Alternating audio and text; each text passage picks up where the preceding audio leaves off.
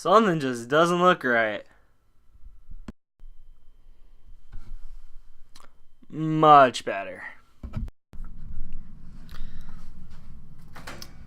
Welcome in to your Boston Bruins Game 76 Bruins Fan Review. First place edition. We did it. Top of the conference. Finally. We've been chasing Tampa for like 3 months and we finally passed them. I thought it was going to happen for a while and we just kind of like teased it. We were always hovering under them. But we finally did it. Big accomplishment for the boys. A bunch of injuries. How they persevered through this just shows how tough of a team they are, how deep they are. It's insane. I didn't think this was going to happen this year. I was looking at the Bruins more of a 2 years down the road team at the beginning of the year, but we're here. We've arrived. We're ready for the playoffs, I think. Tampa, on the other hand, is not. Tampa was struggling coming into this game. Vasilevsky had 2 straight losses coming in. We would hand him his third. Vasilevsky had the most wins in the AHL coming into the game with 42. That's quite impressive. Tuukka has 10 less than him on the year. Tampa was off to a hot start at the beginning, though. As you may know, we came in, or as you should know, we came in 1 point behind Tampa, and we would pass them even if we won in overtime, a shootout, or anything because the game is in hand. Same points, we get the tiebreaker. We also secured the season series against Tampa, who we have beat 3 out of 3 times, none of which have gone to overtime, so we haven't even given them a point, which is huge. Backus came back tonight, which is great for depth purposes. Great third-line player for us. Can play second-line minutes if need be. Can also play fourth-line. Very versatile. Matt Grzelcyk was not injured. That's huge. With injuries we have to our defense, the last thing we need is Matt Grzelcyk missing an extended period of time. 3 questions I had coming into the game before I go over the game is, can we finally pass Tampa? We did. Can Donato keep up his pace? He was kind of like, besides the goal that he may or may not have scored, I'll get to that. Not a bad game. It's just, not too much to say about Donato tonight. He was just kind of there. And can the defense hold up without our top 2 guys, Zdeno Chara and Charlie McAvoy, being out?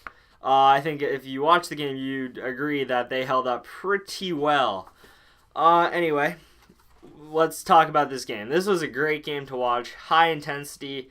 And I noticed over the past 11 videos I've done, or 12, which is all the videos I've done, I've used the term playoff hockey 3 times. And I think they were for St. Louis, Winnipeg, and Dallas. Which, Dallas I think yes, St. Louis yes, Winnipeg not as much. But this was the most intense game I've reviewed yet. This is as close to playoff hockey as you can get. Both teams really wanted this game, and you can tell by the way they went at it tonight. Great game to watch. Fast-paced to begin the game. Both teams wanted to get out to a good start. You could tell. Boston was having the better period. They had the way better chances, on film, in my opinion. Physical. It was very physical. There was hits after every change of possession. You pass the puck, you should expect someone to come and hit you. That's how the game was played throughout the whole night. More so in the first period and the third period. So, in the first period, because, they had so much energy. In the third period, after the Tuukka incident we'll get into, everything became just more hostile, I guess the word is. Yeah, we'll get to that, though. 4 minutes in, defensive breakdown. Krejci quick shot. One-timer from the slot, blocked by Girardi. Madness in front of the net, no goal. That was the first good chance the Bruins had. And at that point, you can kind of tell the Bruins were having their way in the first period. It was really the Bruins' game in the first period. 1 minute left in the period is when we finally broke through the wall of Vasilevsky. And McDonough tries breaking it out through the middle of the ice. Bad move. Wingels and Tim Schaller both go to McDonough, and they kind of sandwich him a little. The puck squeaks out because they forced a turnover. Schaller gets it. Schaller then passes it across the dots to Wingels.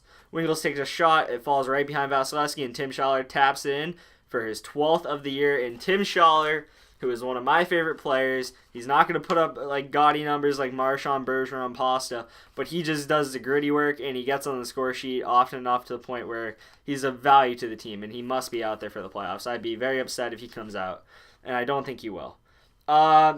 Yeah, G already played the shot, which he had to. There was no other option for him. He can't stop Vasilevsky, who Vasilevsky needs to hold that. He was a little leaky on that shot.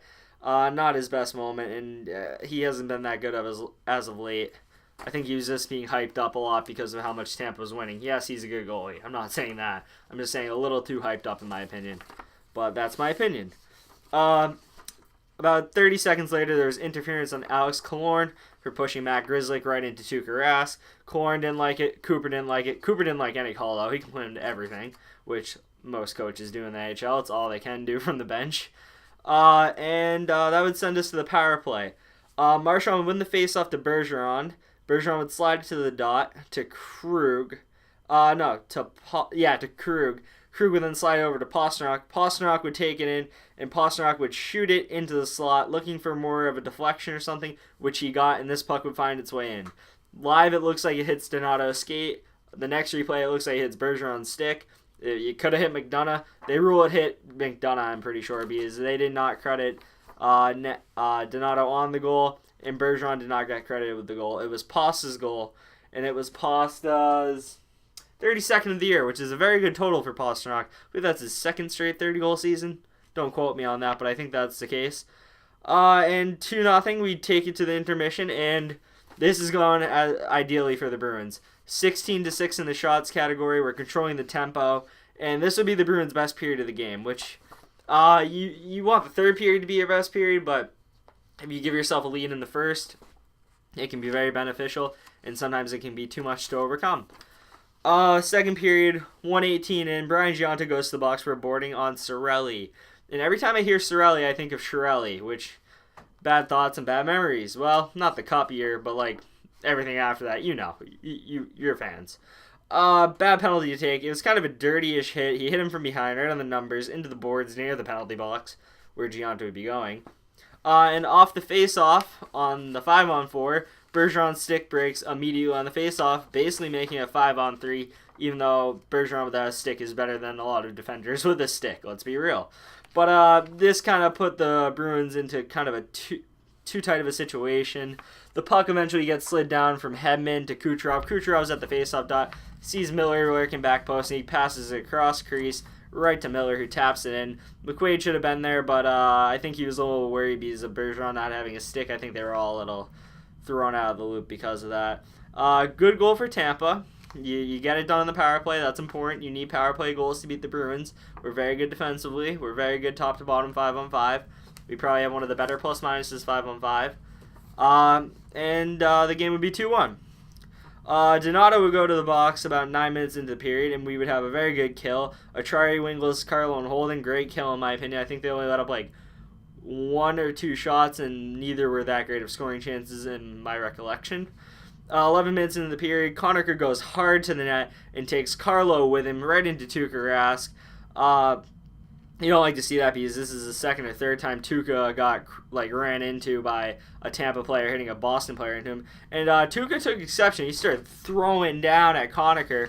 He was throwing haymakers. And after this game became a war. It wasn't hockey anymore. It was a fight. Neither team had any respect for the other. You were being hit if you had the puck. It was just old-time hockey. This is what it was. Playoff, old-time hockey. Physical, and it was personal after this because both teams were pissed at each other. Tuukka would get a 2-minute penalty for roughing. Conachor would get 2 minutes for goaltender interference and another 2 for roughing. So what did the Bruins do? They go to the power play again. Vasilevsky, I just want to note this, actually tried to come down. I think he wanted to fight Tuukka, but the refs were having none of it. Tuukka was already out of the scrum at that point, and the refs were holding back Vasilevsky. He really wanted to get in there. So the Bruins power play, Vasilevsky makes a great save on a Pasta one-timer right out the gate of this power play. Not a bad power play, good opportunities, but Tampa kills it. We couldn't get it done. Acciari had some big boy blocks near the end of the period. Looked very painful. I'm not sure I'd do that myself, but, Noel Acciari's not me. Period ends 2-1. I thought Tampa had the better period, but I didn't think by much. Pretty even, I'd say, at this point. I'd say the game's pretty even. The first period, heavily in Boston's favor. Second period, a little bit in Tampa's favor. Good game. I had to watch the first and second after this because I had just got home from school, so I only saw the third period live, which, it was a pretty good period to watch in my opinion. Yeah, and I already spoke on how physical it was after the Tuukka incident. Third period. Hedman is a boss. This is one of my favorite players to watch in the league unless he's facing the Bruins. He's 6'6", he's very big, he's got extreme reach, he's very secure with the puck, he's extremely fun to watch, his vision's insane, and Hedman was a boss in the third period. He wanted to shut it down and win it. He's one of a few select Tampa players who were playing extremely well tonight, in my opinion. Tampa was very good defensively. Their offense just wasn't getting it going. 6 minutes into period, Killorn comes in on a bad angle, takes a shot on her ass. A bunch of bodies go to the net. Killorn finds the puck just sitting behind the net, and he takes it to the other side and shoots it in. This is called no goal. They called interference on Cirelli, who was clearly in the crease, which is a big thing. And Tampa fans are going to argue that Cirelli didn't touch him. Not the case. I believe Tuukka tries to back up, but he gets hit by Cirelli. Not hit, but he just bumps into him, and that immediately just makes it impossible for Rask to get over. Does Rask get over and save that? Maybe. Who knows? Does Rask get beat on that shot? Possibly. But the fact Cirelli doesn't even give him a chance and he has no way to get over, I think it's the right call. And Tampa fans would be mad at me, but that's my opinion, and I don't really think that's biased. I think he really actually was in his way. Let's see. So it's still 2-1 Bruins. 2 minutes later, Girardi has a kind of late hit on Bergeron, and this gets you hyped right here to see David Pastrnak have his first career fighting major, defending Bergeron, who's been dealing with injuries and all that. He throws, and it's a quick one, but he doesn't get beat the crap out of, which you like to see in your first career fight. Stands his ground, and you love to see that out of the young 21, 22-year-old from the Czech Republic. Love to see it. Pasternak's one of the most exciting players, and to see him do that and stick up for Bergeron, who we all respect, you gained a little respect for Pastrnak here tonight, or at least I did, in my opinion. Scrum on the Lightning bench halfway through the period. This is interesting. David Backes is on the boards right near the Lightning bench, and I'm pretty sure he shoves Cedric Paquette over the board and into the Lightning bench, which is kind of hilarious, and I believe there was matching minors, 2-2. I think it was Backes and Paquette. Don't quote me on that. 8:41, Rask lunged to the left to stop Kucherov on the 4-on-4. And, wow. This is just luck / instinct. Tuukka pushes to the left, and the puck just hits him in the ribs. And lucky to not be a 2-2 game at that point. Who knows what we're talking about right now if that goes in. But as all good things happen in hockey, the game goes from one end to the other, just like that. And next thing you know, we're in Tampa's zone. We establish it in their zone. Bergeron passes to Marchand, who's skating way backwards behind the net. Marchand takes down in front. 3 Tampa players go to. That was a mistake right there by Tampa. All of them were puck watching because Marchand was doing some good moves. Slides it to Krug, who instantly recognizes Bergeron, who followed Marchand's line to the back post because all 3 defenders went to Marchand. Bergeron's open. Krug recognizes it immediately. I was shocked Krug found him that quick. And next thing you know, Bergeron taps Krug's pass in. It's in the net. Krug had a great game. I think 2 assists or 3 assists. Great game for Krug. Great season for Krug. I'm becoming a very big Krug fan lately. As should you.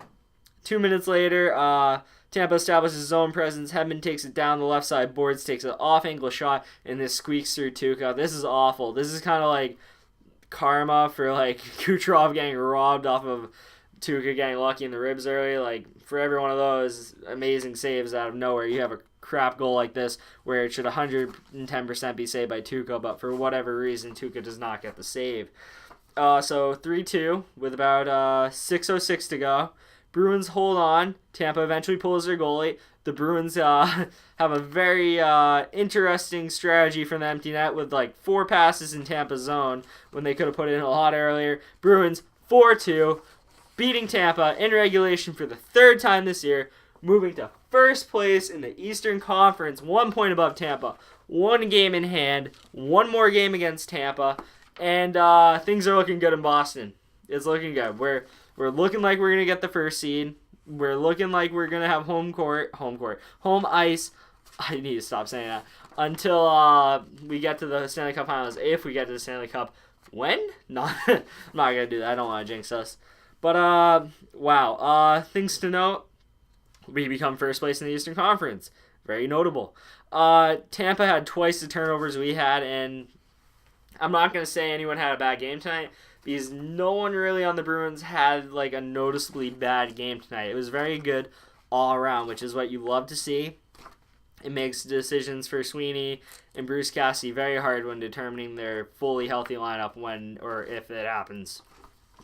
Hopefully sooner rather than later. I'm hearing good things about McAvoy and DeBrusque coming back soon. I don't really have specifics on that, but they're skating and all that, so that's always good to hear.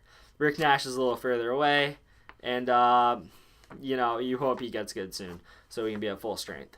Bergeron had 3 points. Good game for Bergeron. He gets above a point per game, which is nice to see. Marchand, Pasta, and Krug both with 2 points games. All three of those guys have been monsters lately. Rask saves 26 of 28, and Vasilevsky saves 26 of 29.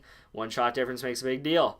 Bruins 3-0-0 against Tampa. We play them Tuesday to attempt to sweep them in the season series. We only have 6 games left. 3 against Florida, 1 against Tampa, 1 against Philadelphia, and 1 against Ottawa.